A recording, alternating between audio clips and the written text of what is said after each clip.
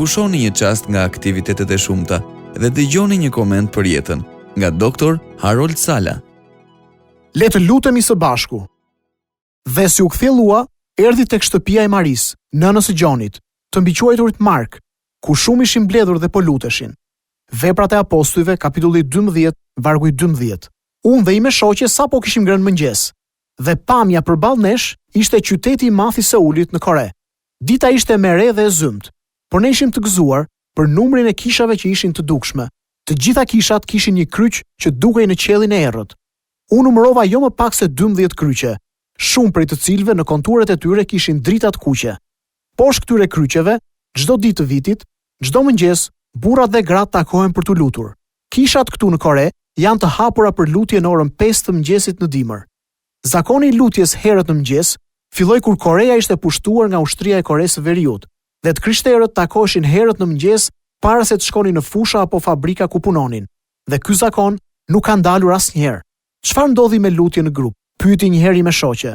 Ndërkohë që nuk njoh asnjë kishë tjetër kombëtare në botë që e mbështet fuqinë e lutjes në grup siç bën Koreja, zakoni të luturit së bashku si trup i kishës është neglizhuar shumë. Në fakt, në shumë vende në kishën e shekullit të 21 thuajse nuk ekziston më. E di që mund të gjejmë justifikime për këtë, duke thënë se programi i njerëzve sot dhe jetët tona thjesht nuk i dorëzohen më asaj gjëje.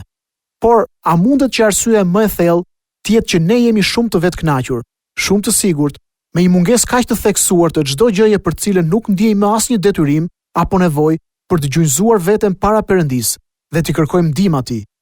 Perëndia tha këtë për kishën e Laodice, shumë kohë më parë.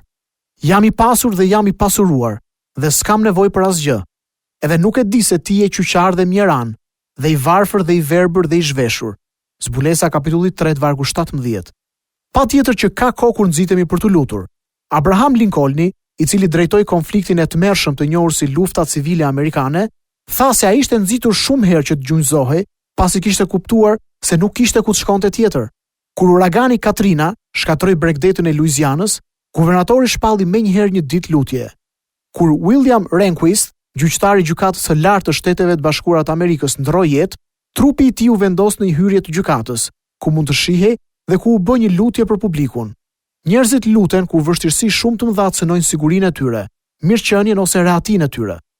Me ndërtesat tona masive, me faqet e internetit dhe materialet e shkruara, me specializimin ton dhe me rritjen e shpejtë në detyrë, mos kemi harruar se fuqia e kishës së hershme erdhi pikërisht nga burrat dhe gratë e zakonshëm që e përulën veten para Perëndis, duke i kërkuar atij të bënte atë që ata nuk mund ta bënin, nëse mund ta shtojmë interesin që i sjell njerëzit në kishë në fundjavë. A nuk do të ishte e mundur t'i bindnim ata që bashkimi i zemrave dhe i duarve në lutje mund të sjellë ndryshimin në botë? Po ne a e besojmë këtë? Shqetësimi im i madh është që nëse fryma e shenjtë do të ishte totalisht e tërhequr sot, në shumë vende kisha sot do të funksiononte pa ndryshuar, sepse do të ishin programi dhe produksioni ata që do të jepnin energji emisionit, dhe jo fryma e shenjtë. Po, individëve ju është thënë se lutja sjell fuqi dhe energji frymërore dhe i bën ata të fortë për të qëndruar në çdo vështirësi e sfidë, pa humbur shumë njerëz që tërhiqen nga besimi. Është e sigurt që shembulli i kishës në Dhjatën e Re na flet për mungesën e lutjes në ne. Ky, miqtë e mi, është një mësim që ne duhet ta ruajmë në zemër.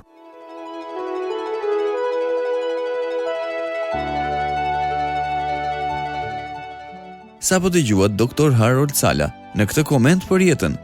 Për më shumë informacion për këtë program, vizitoni radioviz7.net. Do dëshironim shumë të na shkruanit në info@radioviz7.net.